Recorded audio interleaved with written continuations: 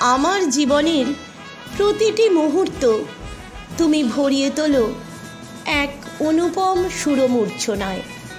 অন্তরের নিভৃততম স্থানগুলি অনুরণিত হয় এক ছন্দের জাদুর মন্ত্রণায়। তার জন্য তোমার জীবন হয়ে উঠেছিল জর্জরিত বেদনায়, লাঞ্ছনায়। তবু তুমি বিদ্রোহের ফণা তুলেছিলে দেশকে ভরিয়ে তুলতে ভালোবাসায়। পরাধীনতার গ্লানিকে দূরীভূত করতে তোমাকে বারবার যেতে হয়েছে জেলখানায়। তবুও তুমি বিপ্লবীদের সাহসী করে তুলেছিলে তোমার লেখনীর মহনীয়তায়।